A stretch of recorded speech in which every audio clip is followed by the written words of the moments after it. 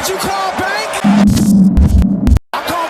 What's up, Pack Nation? It is Pack here. I'm talking about the rookies. What are the ratings going to be in NBA 2K19 for the top 10 drafted rookies of the 2018 draft? What I did is I got player ratings from the past 3 2Ks, all the rookie ratings, and I averaged them out, right? So all the number 10 picks I averaged out and then I got a number. All the number 9 picks I averaged and I got a number. And that is more or less what the ratings are going to be for these rookies.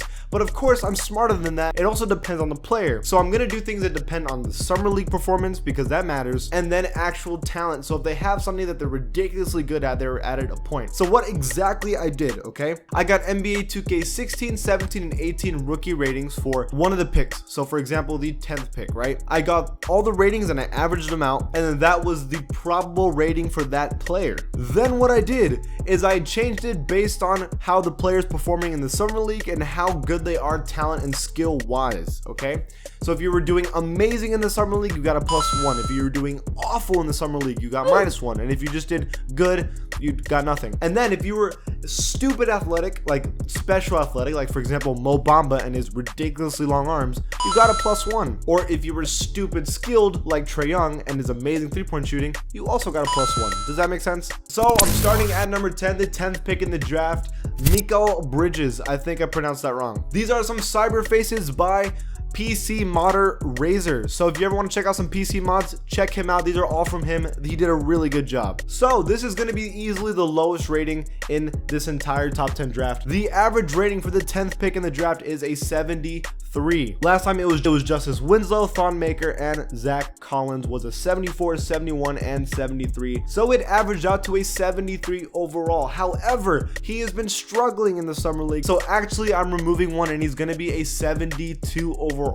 I'm sure he'll pick it up in time, but that's what I have him right now. So that means Mikal Bridges for the moment will be tied for the second worst player on the team and isn't expected to get that many minutes just yet. At number 9, it is Kevin Knox from the Knicks. The former 9th picks in the past 3 2Ks was Frank Kaminsky, who was a 73 overall, Paletto at 71 overall, and Dennis Smith Jr. at 76. That averages out to a 73 overall rating. However, he's been doing amazing, actually the best out of everyone in the summer league, so that's a +1 for him. And not only that, he is stupid athletic. They're even trying to compare him to the next Giannis. That makes him a 75 overall. I mean, it's completely unbiased.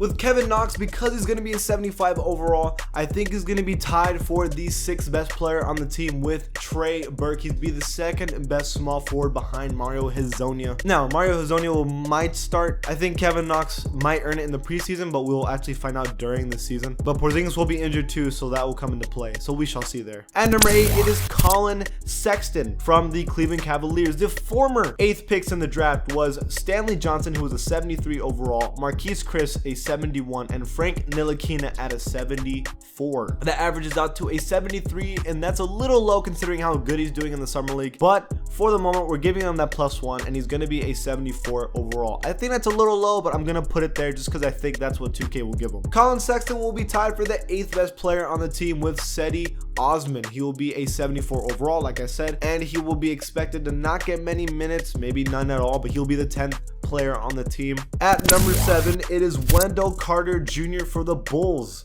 The former 7th picks are Emmanuel Mudiay, who was a 75 overall, Jamal Murray, who was a 75 overall, and then Lauri Markkanen, who was a 75 overall. So what do you think I have it as? A 75 overall. He's been doing okay in the summer league, and there's nothing really like crazy that I would give him an extra for, so I think 75 is the right one to go. Wendell Carter Jr. is expected to be the 7th best player on the Bulls. He will probably be a center for the team, so he might start over Robin Lopez, but if not, he will be on the bench as 8th man. At number 6, it is Mo Bamba for the Magic. The former 6 picks were Willie Cauley-Stein at a 74 overall, Buddy Hield at a 75 overall, and Jonathan Isaac at a 76. Mo Bamba averages out to a 75 overall, but I'm gonna remove one because he's been struggling in the summer league. However, his arm reach and athleticism and skill is ridiculous at his height, so I have to give him a +1, so he's gonna cancel out to a 75. But I do think over time he's gonna be much better.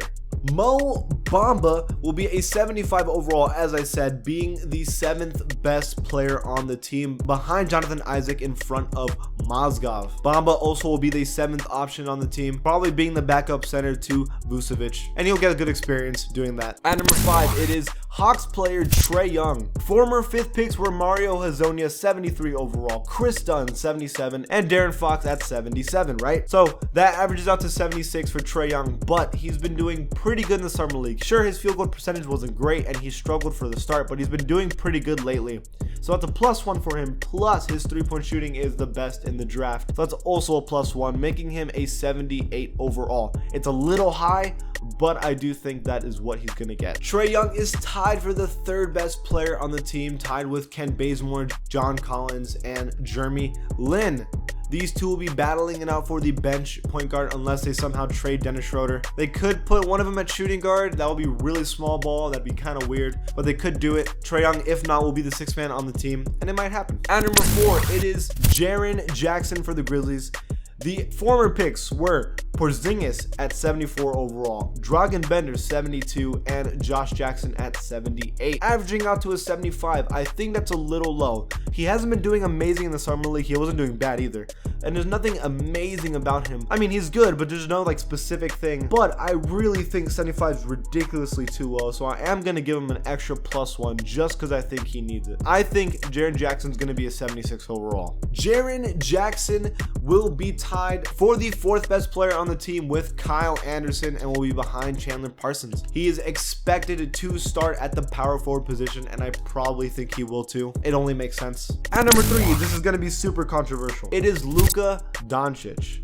Okay, so the former picks were Jahlil Okafor 77, Jaylen Brown 74, and Jason Tatum 77. The first thing is Luka Doncic hasn't even played in the summer league, so they have nothing to compare him with, right? The average out is 76 overall. Even though his skill is really good, again, he hasn't played in the summer league at all, and they always give European low ratings. Porzingis was a 74, Dragan Bender 72, Mario Hezonja 73. Not always, but they like to give European players lower ratings. So I'm about to make some people angry, and I'm gonna say 76 overall. However, I don't think he deserves that. I think he deserves a higher rating, but I actually think they're gonna give him a 76 overall. Luka Doncic will be tied for the 7th best player on the team. They'll probably put him at shooting guard, so he might start over Wesley Matthews. They have Wesley Matthews starting, but I think they'll start Luka Doncic over him. So the real starting lineup will probably be Dennis Smith Jr., Luka Doncic, Harrison Barnes, Dirk, and DeAndre Jordan. That's honestly a pretty good starting lineup in my opinion, and they're gonna be probably a surprise in the West this year. At number 2, it is Marvin Bagley III. Former number 2 picks were D'Angelo Russell, who was a 77, Brandon Ingram, who was a 78, and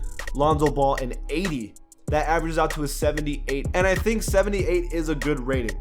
He's doing okay in the summer league, not bad, not great. So I do think 78 is like the correct place to put him, honestly. Marvin Bagley III will be the 4th best player on this team, right behind Willie Cauley-Stein, right in front of De'Aaron Fox. He will probably start for this team. It would only make sense, but they also have Zebo. They might switch mid. They might put him at small forward. I mean, I'm not sure what they're going to exactly do, but they'll figure something out. And at number 1, it is DeAndre Ayton for the Suns. The former picks were Karl Anthony Towns, 78 overall, Ben Simmons, 79 overall, and then Markelle Fultz at 80 overall. So that averages out to a 79 overall, but I'm going to give him a +1 because he's ridiculously athletic. His defense isn't amazing, and he hasn't been playing amazing in the summer league, but because he's so athletic and he's probably going to be an amazing scorer and rebounder, I'm going to give him that 80 overall. I think he's going to get it. He will be the 3rd best player on the team, but TJ Warren might get like a lower rating next season.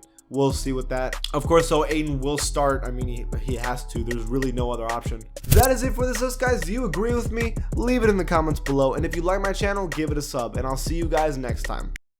Did you call bank?